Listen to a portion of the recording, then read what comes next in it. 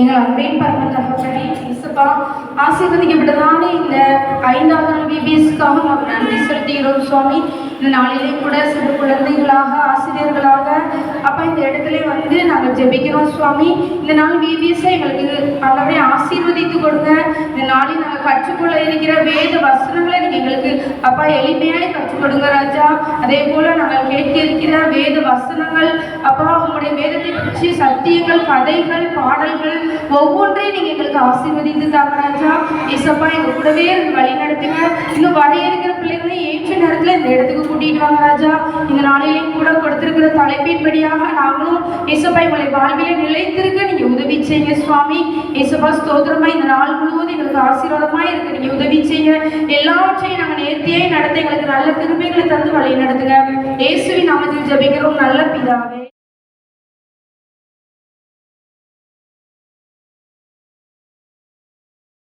பரிசுத்தத்தில் நிலைத்திரு. உங்களை அழைத்தவர் பரிசுத்தராயிருக்கிறது போல நீங்களும் உங்கள் நடக்கைகள் எல்லாவற்றிலும் பரிசுத்தராயிருங்கள். 1 பேதுரு 1:15 1 பேதுரு 1:15 உங்களை அழைத்தவர் பரிசுத்தராயிருக்கிறது போல நீங்களும் உங்கள் நடக்கைகள் எல்லாவற்றிலும் பரிசுத்தமாயிருங்கள். 1 பேதுரு 1:15 பரிசுத்தத்தில் நிலைத்திரு. உங்களை அழைத்தவர் பரிசுத்தராய் இருக்கிறது போல நீங்களும் உங்கள் நடக்கைகள் எல்லாவற்றிலும் பரிசுத்தராய் இருங்கள். 1 பேதுரு 1:15 4 பரிசுத்தத்தில் நிலைத்திரு. உங்களை அழைத்தவர் பரிசுத்தராய் இருக்கிறது போல நீங்களும் உங்கள் நடக்கையிலே பரிசுத்தராயிருங்கள். 1 பேதுரு 1:15 4 பரிசுத்தத்தில் நிலைத்திரு. உங்களை அழைத்தவர் பரிசுத்தராய் இருக்கிறது போல நீங்களும் உங்கள் நடக்கைகள் எல்லாவற்றிலும் பரிசுத்தராய் இருங்கள். 1 பேதுரு 1:15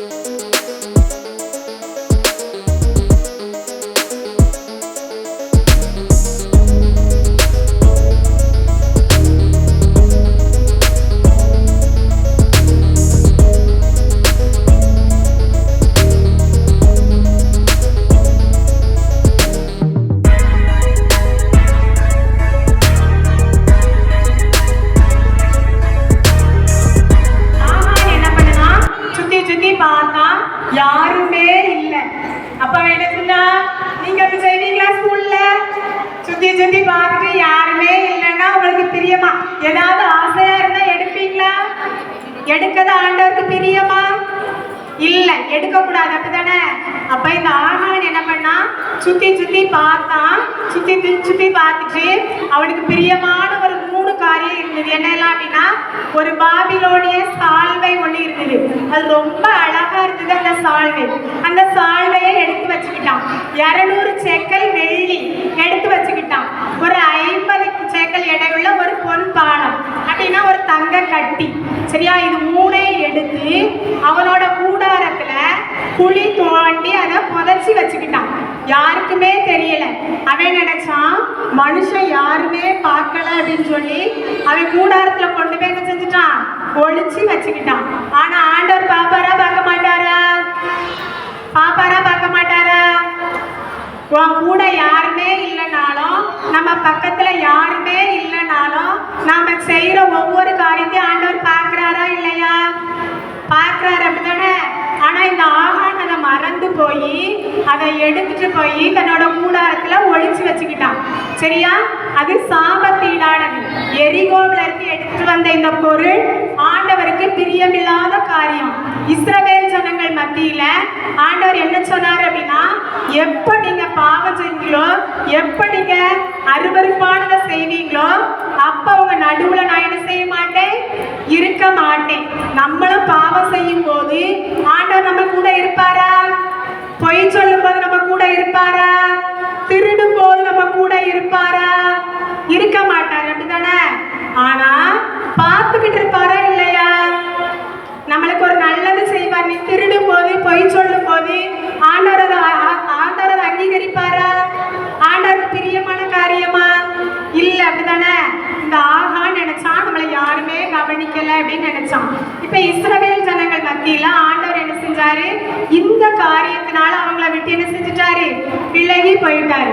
இப்போ யோசுவா என்ன பண்ணா, எரிகோ பட்டணத்தை கைப்பற்றி முடிச்சுட்டு ஆயின்னு ஒரு பட்டணம் இருந்துச்சு. இந்த ஆயி பட்டணத்தை கைப்பற்றுறதுக்காக வேவுகாரங்களை அனுப்புறான்.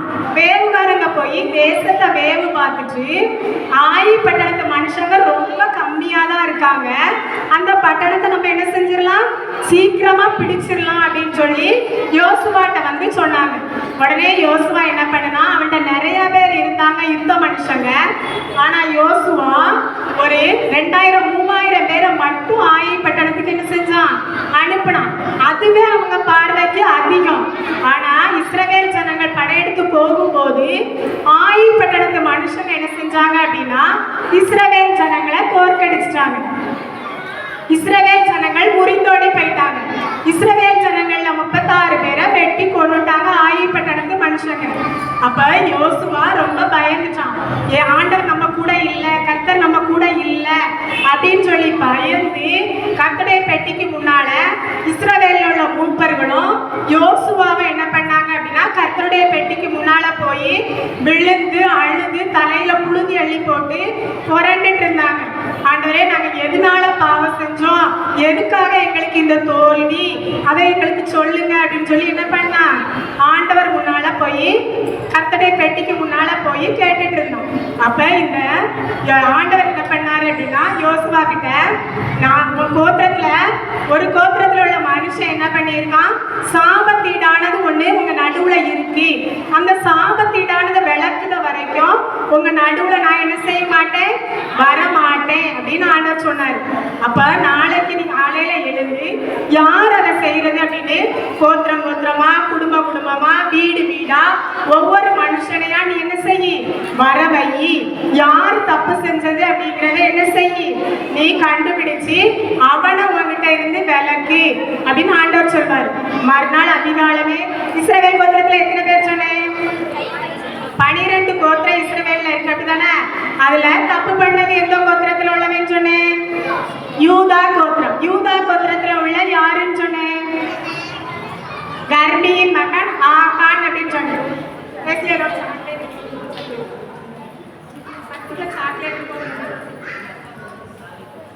கர்மியின் மகன் ஆகான்னு சொன்னேன், அப்படிதானே?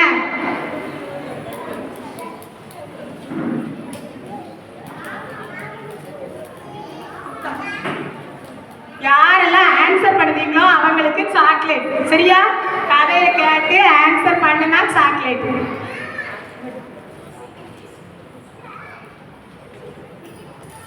இப்ப இஸ்ரவேல் ஜனங்கள் ஆயப்படத்துக்கு நல்ல முறுக்கோடி போயிட்டாங்களா? இப்ப யாரு தப்பு பண்ணது அப்படின்னு கண்டுபிடிக்கிறதுக்காக யோசுவா அதிகாலமே ஒவ்வொரு கோத்திரத்தையா நிப்பாட்டுதான். இப்ப வந்தது யூதா கோத்திரம். யூதா கோத்திரத்துல யாரு தப்பு பண்ணது அப்படின்னு பார்க்கும்போது அந்த கர்மி வந்தான். கர்மியோட குடும்பம் வந்துச்சு. கர்மியோட குடும்பத்துல யார் தப்பு பண்ணதுன்னு பார்க்கும்போது ஆகான் வந்தான். சரியா? அப்ப ஆகானை கூப்பிட்டு யோசுவா என்ன சொன்னாரு அப்படின்னா, ஆகானே நீ என்ன செஞ்ச? கர்த்தருக்கு முன்பாக நீ என்ன பாவம் செஞ்ச? அதை நீ எனக்கு மறைக்காம அப்படியே எனக்கு சொல்லு. எதையும் நீ மறைக்காத, மாத்தி சொல்லாத, அப்படியே சொல்லுன்னு சொல்லி யார் சொன்னா? யோசுவா யார்கிட்ட சொன்னாரு? ஆகான்கிட்ட சொன்னாரு. சரியா? இப்ப ஆகான் சொன்னா, ஆமா நான் ஒரு தப்பு பண்ணினேன். எரிகோ பட்டணத்துல இருந்து ஒரு பாபிலோனிய சால்வை ஒண்ணு, நேர்த்தியான சால்வை ஒண்ணு எடுத்தேன். நேர்த்தியானன்னா அழகான, கச்சிதமான அர்த்தம். சரியா? அழகான ஒரு பாபிலோனிய சால்வை ஒண்ணு எடுத்தேன். 200 சேக்கல் எடையுள்ள வெள்ளி எடுத்தேன். 50 சேக்கல் எடையுள்ள ஒரு பொன் பானம் எடுத்தேன். இதை எடுத்துட்டு போய் என்னோட கூடாரத்துல குழி தோண்டி புதைச்சி வச்சிருக்கேன் அப்படின்னு ஆகான்னு சொன்னான். உடனே யோசுவா ஆட்களை அனுப்பி அவனோட கூடாரத்துல அதெல்லாம் இருக்கான்னு பார்த்துட்டு வர சொல்லி ஆட்களை அனுப்பினான். என்ன பேரு? ராஜுன்னு ஒரு குட்டி பையன் இருக்கான். ரொம்ப சேட்டக்கார பையன். சரியா? என்ன பண்ணுவான்னா பொய் பேசுவான், களவு செய்வான். அதுக்கடுத்து நிறைய பேர் மேல சண்டை போடுற பையனா இருப்பான். சரியா? இதே மாதிரி பையன் நீங்க அப்படியா இருப்பீங்க? சண்டை போடுவீங்களா? சேட்டை பண்ணுவீங்களா? இந்த பையன் ரொம்ப சேட்டை பண்ணிக்கிட்டே இருக்கான். சரியா? அப்ப அவன் எப்படி இருப்பான்? ரொம்ப பாவம் செய்வான் தானே. அவன் ஃப்ரெண்டு இன்னொரு பையன் இருக்கான். சரியா? அவன் பேரு மைக்கேல். சரியா? என்ன பேரு? அந்த பையன் ரொம்ப நல்ல பையன். சரியா? ஆலயத்துக்கு டெய்லி போவான், ஜெபம் பண்ணுவான், பைபிள் வாசிப்பான். அந்த பையன் கூட ஒரு நாள் ஃப்ரெண்ட் ஆகுதான். சரியா? ராஜுவும் மைக்கேலும் ஃப்ரெண்டா இருக்காங்க. ஃப்ரெண்டா இருக்கும்போது ராஜு செய்த சேட்டைய யார் செய்தா? இந்த மைக்கேலும் சேர்ந்து செய்தான். சரியா? இந்த ராஜுங்க பையன் எப்படி இருக்காங்கன்னா, இந்த மைக்கேலுங்க பையன் வெள்ளைன்னு இருக்கான். சரியா? நல்லா பார்த்துருங்க, வெள்ளைன்னு இருக்கான். அவனை இங்க சரி. இப்போ இந்த ராஜு கூட இந்த மைக்கேல், அதாவது மைக்கேல் சேரும் பொழுது மைக்கேல் வெள்ளைன்னு இருக்கான். இந்த ராஜு சேரும் போது அங்கே என்ன செய்யுது? பாவம் ஆகுது. சரியா? அங்கே இப்போ அந்த பையன் பாவம் செஞ்சதுனால கலர் மாறிது. அவன் உள்ள வெள்ளைட்டு இருந்தது மைக்கேலுக்கு. ஆனா இந்த ராஜு கூட சேரும் பொழுது அவனை சேட்டை, அவன் பண்ணத சேட்டையும் இவனும் பண்ணுதான். அவன் செய்த கலவையும் இவனும் சேர்ந்து செய்தான். இதனால ரொம்ப பாவமா மாறிடுது. அப்போ நம்ம என்ன செய்யணும்? நம்மளும் அப்படி சேர்ந்து ஒரு பையன் கூட சேர்ந்துட்டு நம்மளும் சேட்டை பண்ண முடியுதுன்னு நம்ம ஒருத்தரா இருந்தா எந்த கெட்ட விளக்கமும் செய்ய மாட்டோம், எந்த ஒரு கெட்ட வார்த்தையும் பேச மாட்டோம். ஆனா ஒரு கெட்ட நண்பன் சேரும் பொழுது நாமளும் கெட்ட நண்பர்கள் ஆயிரும். அப்படி ஆகக்கூடாது. ஆனா அந்த மைக்கேல் என்ன செஞ்சிருந்தான்? கெட்டவனா மாறிடுதான். அதனால அவன் மேல இந்த பாவமானது வருது. அவன் மெல்லென்று பரிசுத்தமா இருந்தான். பரிசுத்தமா இருந்தவன் லாஸ்ட் என்னதான்? பாவத்துல விழுந்துருதான். ஆனாலும் பாவத்துல விழுந்த பிறகும் அவனுக்கு தோன்றது என்னன்னா, இயேசுப்பா பேசுறாங்க, நீ ஏன் பாவம் செய்த? அவனோடு சேர்ந்து ஏன் பாவம் செய்த? உனக்கு அவனை திருத்துவதற்காக உன்னை நண்பனாக கொடுத்தேன் என்று சொன்னார். இதுவேல அவன் அறிஞ்ச உடனே என்ன செய்தான்? மறுபடியும் ஜெபம் பண்ணுதான். எப்படி ஜெபம் பண்ணுதான்னா, அவன் நண்பனுக்காக, இந்த ராஜுவுக்காக ஜெபம் பண்ணிக்கிட்டே இருக்கான். ஜெபம் பண்ணும் பொழுது ஏசப்பா ஜெபத்தை கேட்பாரா? கேட்க மாட்டாங்களா? கேட்பாங்க. அப்படிதானே? கேட்டாருன்னா அந்த பையனுக்கு இந்த ராஜு என்ன நல்லவன் ஆயிடுவானா கெட்டவன் ஆயிடுவானா? நல்லவன் ஆயிரும். அப்படிதானே? நம்மளும் நிறைய பேரு போய் சொல்லியிருப்போம், கலப்பு செஞ்சிருப்போம். நமக்கு பிடிச்ச ஒரு நண்பன்கிட்ட இருக்க ஒரு பென்சிலை கூட திருடி இருப்போம். அதே பாவத்தை நம்ம என்ன செய்யணும்? ஆண்டவர்கிட்ட மன்னிப்பு கேட்கணும். மன்னிப்பு கேட்டா அவர் நம்மளை மன்னிப்பாரு, மீண்டும் நம்மளை பரிசுத்தம் உள்ளவர்களாய் மாற்றுவார். அப்படிதானே? ஒவ்வொருவரும் எல்லாரும் முழங்கால் படிட்டு ஜெபம் செய்வோமா? முழங்கால் படிட்டு அப்பாட்ட சொல்லி, இசப்பா என் பாவத்தை மன்னிங்கன்னு சொல்லி எல்லாரும் முழங்கால் படிட்டு கேட்போமா? முழங்கால் பண்ணுங்க.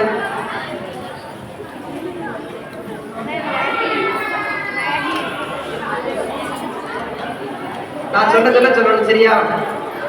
அன்புள்ள இயேசப்பா, நான் நிறைய பொய்கள் சொல்லியிருக்கேன், பாவங்கள் செய்திருக்கேன்.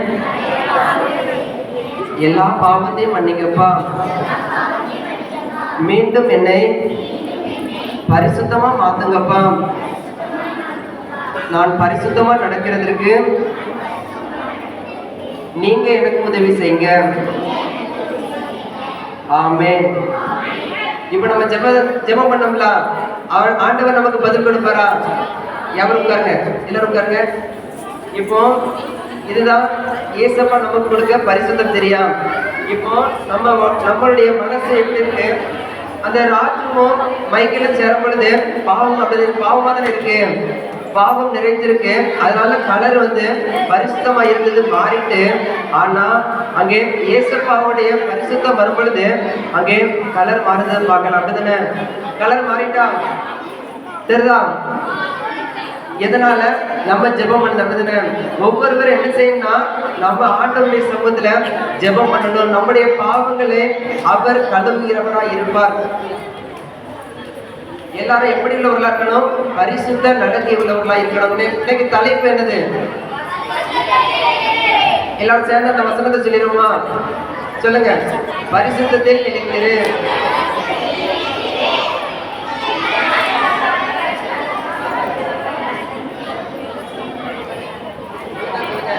எல்லாம் சேர்ந்து மறுபடியும் சொல்லுங்க. பரிசுத்தத்தில் நிலைத்திரு. உங்கள் நீங்களும் பரிசுத்த நடக்கை உள்ளவர்களா இருங்கள். இந்த இதுல நம்ம ஒவ்வொருவரும் என்ன செய்யணும்? ஆண்டவர் நம்முடைய பாவங்களை மன்னிச்சார். அல்லதுன இனிமே பாவம் செய்யாதபடி நம்மளை பரிசுத்த நடக்கை உள்ளவர்களாய், எந்த ஒரு பொய்யும் பேசாம, எந்த ஒரு பாவம் செய்யாம இருக்கும்போது ஆண்டவர் நம்மோடு இருப்பார். சரியா?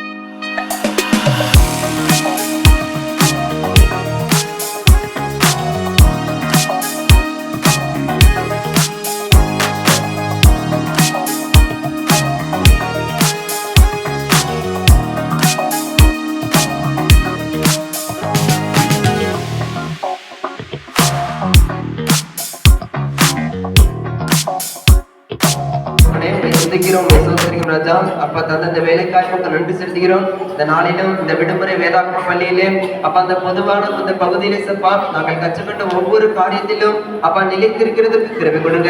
இந்த நாளிலும் பரிசுத்தத்தில் நிலைத்திருங்கள் என்று சொல்லி நீர் எங்களுக்கு கற்றுக்கொண்ட ஒவ்வொரு காரியத்தையும் நாங்கள் அறிந்து கொண்டு அவைகளை நிமித்தமாக ஒவ்வொரு நாளும் அப்பா இந்த பிள்ளைகளுக்கு ஒவ்வொரு பிள்ளைகளுக்கும் பிரோஜனமாய் இருக்கும்படியா ஜெபிக்கிறோம். இந்த நாளிலும் சப்பா அந்த பகுதிகளுக்கு சப்பா சிறுவர்கள் ஒவ்வொரு பிள்ளைகளும் பாடம்பரிய பகுதிக்குள் சென்றிருக்கிறார்கள். ஒவ்வொரு பிள்ளைகளையும் நீரே பொறுப்படுத்திக் கொள்ளுங்க. அப்பா கொடுத்திருக்கிற ஆசிரியர்களை ஆசீர்வதிங்க, பொறுப்படுத்திக் கொள்ளுங்க. அப்பா ஞானமாய் செயல்பட்டு ஞானமாய் சொல்லிக் கொடுக்க கிருபை கொடுங்க. துதியும் கனமும் மகிமையும் ஒருவருக்கே செலுத்துகிறோம். மீட்பரே இயேசு கிறிஸ்து மூலமாக ஜெபங்களும் நல்ல பிதாவே.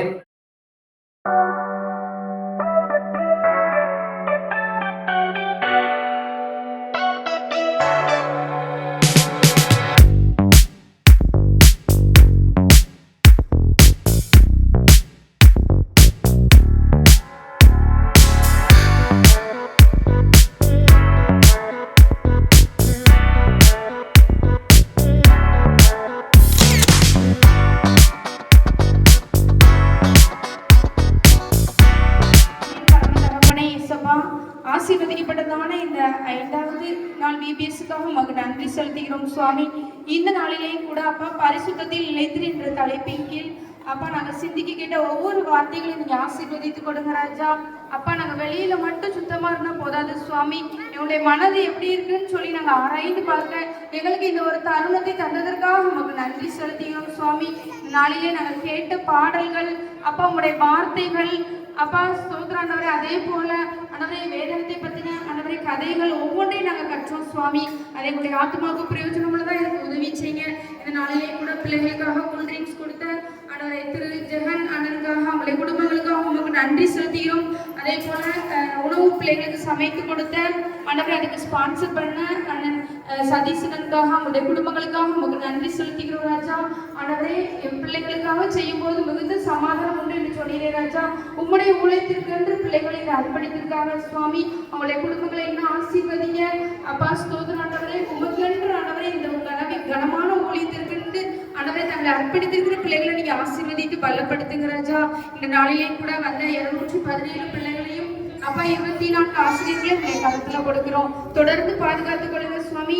நாளைக்கு உடைய சமூகத்திலே வந்து இந்த இடத்துல உண்மை ஆண்டவரே 6வது நாள் விபிஎஸ்சி நாங்கள் இந்த இடத்துல வந்து கலந்து கொள்ள நீங்க உதவி செய்யுங்கப்பா. கூடவே இந்த வழி நடத்துங்க. இயேசுவின் நாமத்தில் ஜெபிக்கிறோம் நல்ல பிதாவே.